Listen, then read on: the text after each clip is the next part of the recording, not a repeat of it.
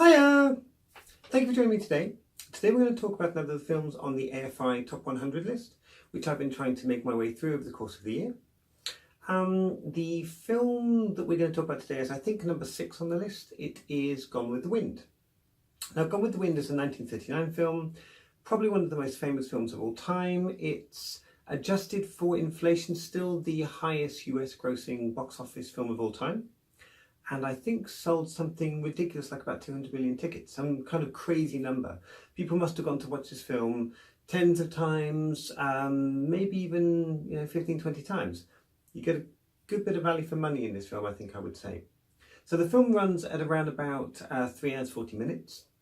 It stars Clark Gable as Rhett Butler, Vivien Leigh as Scarlett O'Hara, and then you have Olivia de Havilland as the best friend, I guess kind of best friend, Melanie. The story is told about a young girl growing up in the South prior to the Civil War, making obviously a lot of money from cotton plantations. They're very wealthy, very well-to-do, leading a sort of cotillion lifestyle, and she is rather spoiled. The one man she wants to have in her life is the one man she can't get, and she kind of leads on lots of other men and doesn't really take anyone else seriously other than Ashley, the man of her dreams. Ashley marries Melanie, and essentially the film follows the life of Scarlett and Rhett, who is introduced as a sort of roguish character, might be good, might not be so good, could have, let's say, foibles to his character. But he's certainly charming and quite devilishly played by Clark Gable. Very reminiscent to the same or similar sort of character he played in It Happened One Night. So obviously I think it's quite difficult to go into this film without some kind of preconceived ideas of the kind of film it is. It has a canonical feeling to it. Something that is difficult to, let's say, avoid carrying in some expectations. Now, I have to say that for a film of its age, it's extraordinarily well made.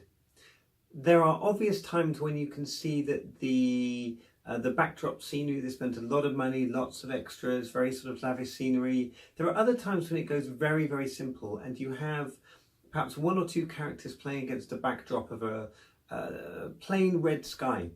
Didn't take me out of it at all. I think it's extraordinarily well acted. I think Clark Gable is great in the film. Vivien Leigh is perfectly cast as Scarlett O'Hara. She really captures some of the vivaciousness, the strength of character, the weakness of character that Scarlett has throughout the film. And ultimately, obviously, it's quite a tragic story, and you really do see these characters over a long, long period of their lives. I mean, I would guess that this film takes place over at least 20 to 25 years. Something of that ilk, or that's at least how it feels. For me, Gone with the Wind was an excellent watch. It is a long film, 3 hours 40 minutes. It certainly takes some getting through, but I can't say I was ever bored. I did break it down into 2 installments. So I watched the first half, where we end with Scarlett's pledge to never be hungry again. And then I picked it up in the second part, where we see her sort of after the turn, restoring Tara, restoring the family, at least let's say the wealth of the family back to where it was, if not the reputation and the respect that they have within their community. I'm going to give it an 8 out of 10. It's a very, very good, very well made film, and it's still charming, it still holds up today. It is, for me, it is overly long to watch in one sitting. I think there were a few things that happened in the film that were quite not necessarily difficult to watch, but they were certainly uncomfortable at certain times. There's a scene where, various things that affect us, I guess, more these days, or perhaps affect us if we don't take ourselves and put ourselves in the mind's eye of someone filming in the 1930s, events that took place during the American Civil War. And from our eye today, certain things, I think you have to just accept that it was a different time. For me, certainly today, the idea of a woman standing up for what she wants, working in business, driving forward, achieving something. It isn't quite the sort of morality lesson that perhaps it was back in 1939. And I think that for me, there's an interesting way to look at Scarlett today. And perhaps we wouldn't judge her in quite the same way that we would judge someone else. For me, looking at it now, the tale of this spoilt, indulged woman learning a lesson about independence, about not being able to rely on other people, about not being able to rely on things being there in the future, I think you could look at it in a really quite uplifting way with a very modern slant. Certainly, I think this kind of ruthlessness in a male character is the kind of thing that can be lauded in sort of anti-hero type behaviour. And I thought that was interesting. I don't want to get on a feminist soapbox here today, but I think it's certainly interesting to think about how times have changed, and would we really judge Scarlett in the same way that she may have been judged at the time? I'm not from 1939, I can't really say. I think people may have just got swept away by the love story aspects of it. But I thought there was certainly something to look at Scarlett and say that she was, in her youth, she was a product of her upbringing.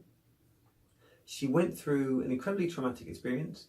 And I think by the end of the film, I found myself rather siding with her.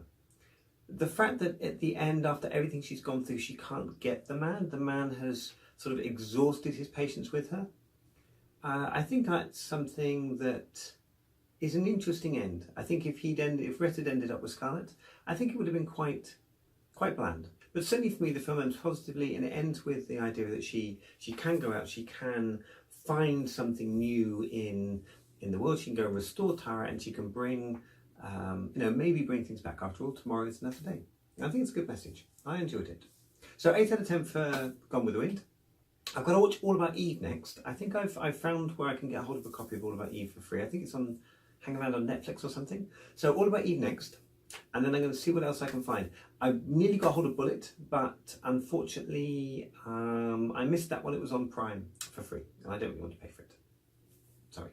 But, see what's up next. Probably All About Eve, and we'll discuss that one. Okay, thanks so much for coming today. Oh, one thing. Tickets are booked for going to see Blade Runner. Really looking forward to that. Also got my tickets booked in advance to go see Thor Ragnarok. Great stuff. And yeah, there should be some good interesting films coming out soon in the cinema. So, thanks so much for watching today. If there's any comments on the film, if any of you have seen Gone with the Wind, or you haven't, you're interested, whatever, then please leave me some comments down below. Look forward to hearing from you. And as always, bye! Bye!